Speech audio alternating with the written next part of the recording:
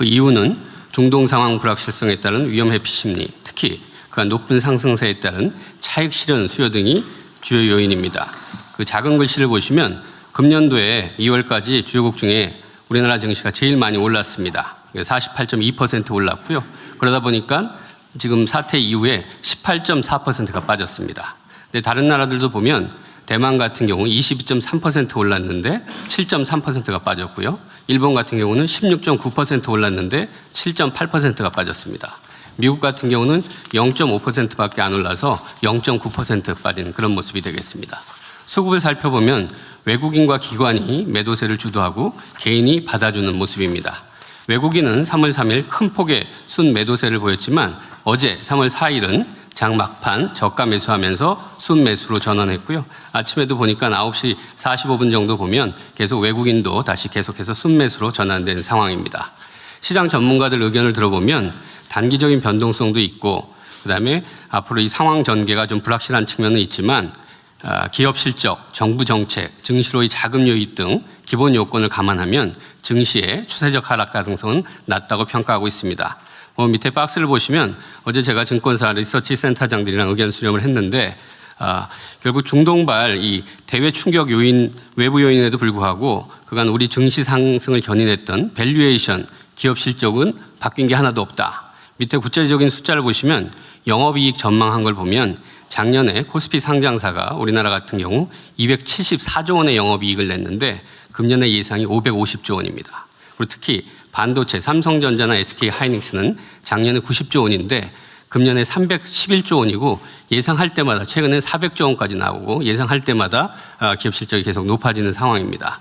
그래서 이분들 말씀들은 맨 밑에 보시는 것처럼 과도한 불안보다는 우리 경제 금융시장에 대한 신뢰를 기반으로 좀 합리적인 판단할 수 있도록 정부가 확고한 시장 안정 의지를 가져달라. 그리고 구조적으로는 그 위에 중간에서 보시는 것처럼 지배구조 개선, 불공정 거래 근절, 생산적 금융 등 지금까지 해왔던 그런 정책들을 일관성 있게 계속해서 추진해달라 이런 주문들이었습니다.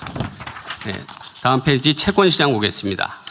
채권시장은 중동 상황에 따른 유가 급등으로 인플레이션 우려가 부각되면서 금리가 전반적으로 상승하고 있는데요. 아침에 오전에 보면 살짝 금리가 좀 빠지는 그런 모습입니다.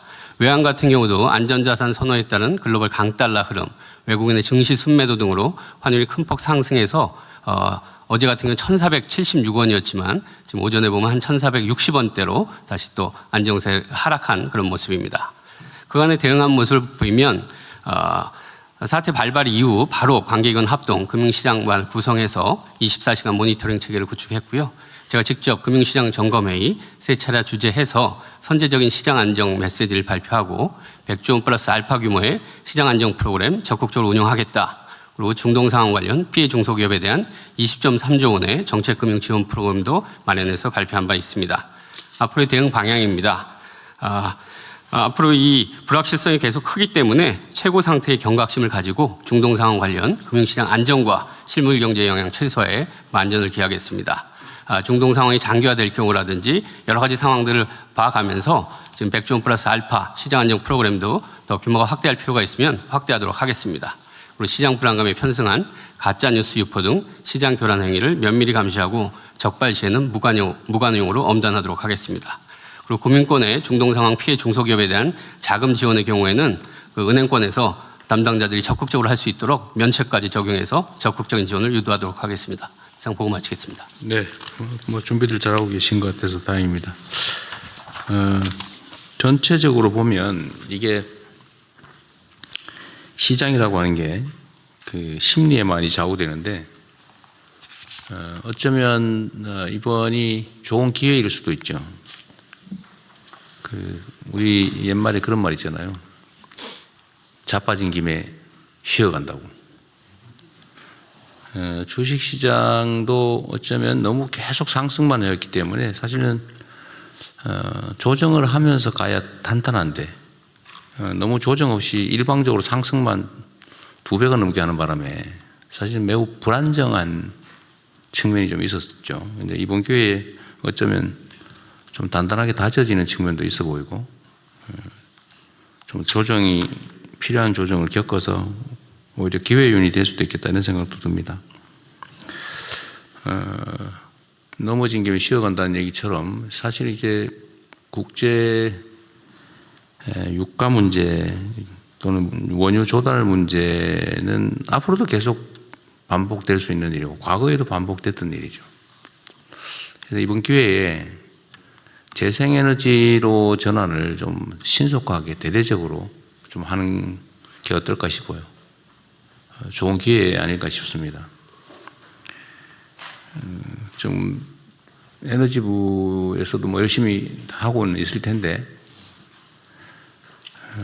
우리나라도 이제 화석연료 의존도를 최소한으로 좀 내리고 재생에너지 비중을 계속 높여야 되잖아요. 근데 이 실제로는 좀 쉽지가 않은 상태죠. 특히 송전망 부족 때문에 저 서남 해안 쪽의 재생에너지는 생산 여력이 있는데도 지금 제대로 쓰지 못하는 상황 아닙니까? 그리고 앞으로도 좀 송전망을 계속 확충해야 될 상황인데 송전망 확충도 그 하루 이틀이 되는 건 아니고 좀 신속하게 해야 되는데 더 근본적인 과제는 소위 지산지소 원칙에 따라서 에너지가 생산되는 지역에서 소비될 수 있게 하는 게 제일 중요하지 않습니까? 그리고 우리 대한민국의 가장 구조적인 문제, 근본적인 문제는 수도권 집중인데 어쨌든 산업 배치도 에너지가 많은 지역으로 좀 대대적으로 신속하게 옮겨갈 필요가 있어요. 그죠? 네, 그렇습니다. 그 산업부도 계속 애를 쓰고는 있는데 뭐 재경부도 마찬가지고 이번 기회에 좀 인식도 바꾸고 이 화석연료에 의존하는 게 바람직하지도 않을 뿐만 아니라 대외적 불안정 요소가 크니까 의존도를 최소화해야 된다라는 걸 우리가 이제 모두가 느끼는 거 아닙니까?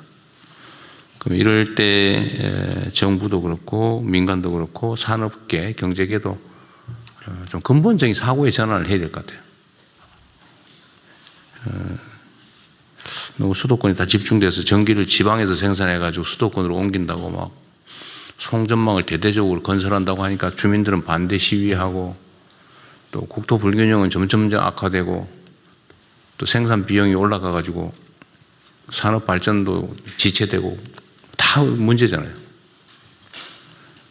그리고 우리가 이때까지 얘기했던 대로 사실은 지방에서 에너지를 생산해서 수도권으로 끌고 오느라고 엄청난 비용이 발생하는데 지금은 사실은 지금 전기요금이 전국에서 똑같다 보니까 네.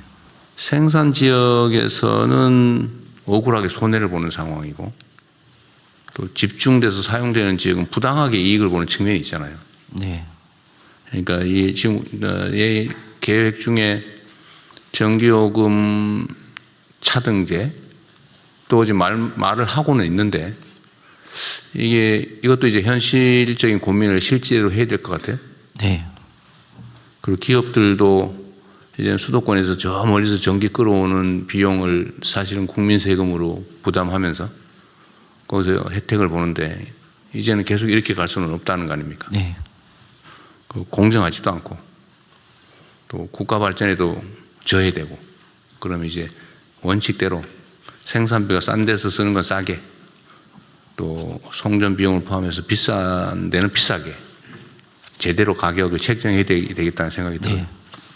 그래서 전 부처들이 산업경제 관련 부처들은 이번 기회에 사실은 위기를 기회로 활용하는 게 언제나 중요한데 위기를 위기로 방치하고 끌려다니면은 그야말로 우리도 낙후할 수밖에 없고 오히려 이 위기는 모든 사람이 겪는 모든 나라가 겪는 상황이기 때문에 이 위기를 이제 기회로 누가 더 빨리 전환하느냐에 따라서 경쟁의 판도가 바뀌잖아요. 오히려 이번 기회에 우리의 의식도 바꾸고 좀 더 신속하게 과감하게 전환을 해 나가야 되겠습니다. 네. 산업부도 마찬가지죠. 산업부도 지금 장관이 지금 캐나다 가셨죠? 그렇습니다. 네, 장관이 나오셨는데 산업부도 노력은 하고 있는 건 아는데 좀 더 가속화할 필요가 있겠습니다. 예. 재경부도 마찬가지죠. 네.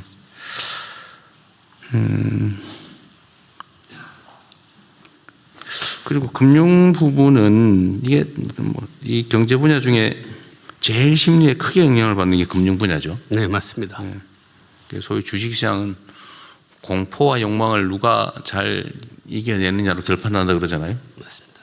냉정하게 객관적인 평가에 따라서 판단하면 결국은 진폭이 있긴 하지만 결국은 실체에 수렴하잖아요.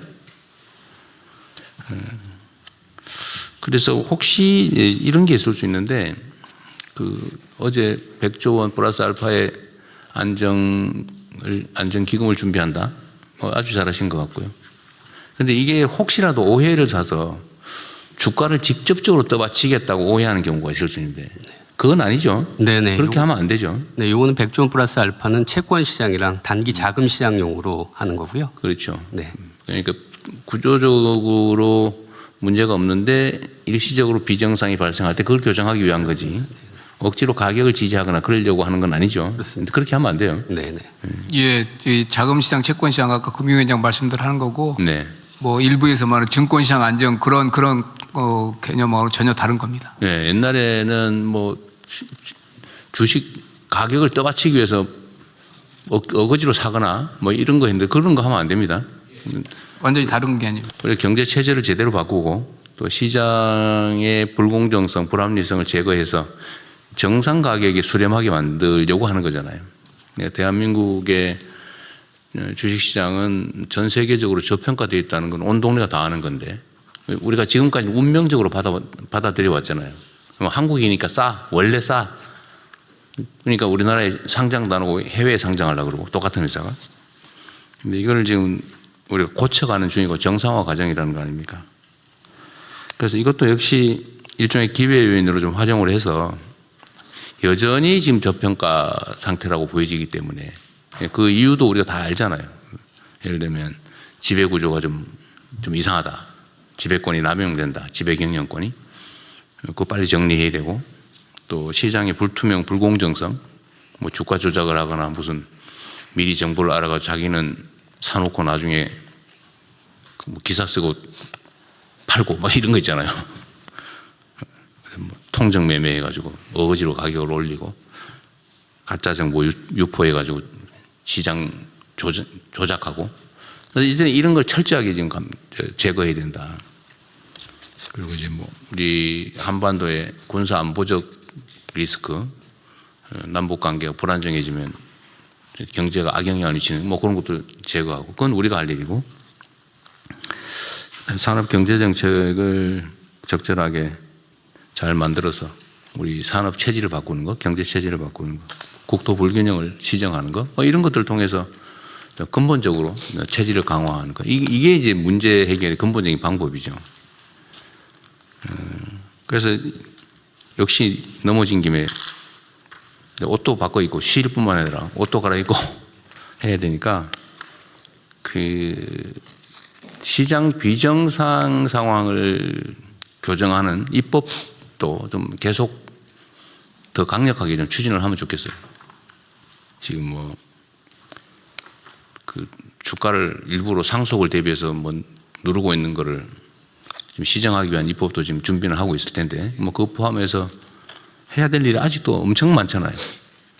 다른 전 세계의 어떤 자본시장보다도 더 합리적이고 공정하고 투명하게 예측 가능한 시장을 만들어야 되는데 그렇게 하기 위한 정책적 조치나 입법 조치들은 이번 기회에 좀 더 속도를 내면 좋겠어요. 어쨌든 뭐 잠시 외부 요인에 의해서 흔들리긴 하지만 어쨌든 우리 경제 소위 펀더멘털이라고 하는 기초 체력은 계속 강화되고 있기 때문에 흔들림 없이 안정적으로 정책을 집행해 가면 좋겠어요.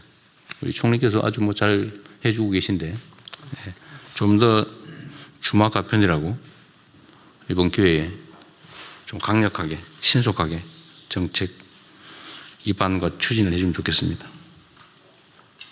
네. 네. 네, 국방부 장관입니다. 대통령님, 국방부 조치 사항에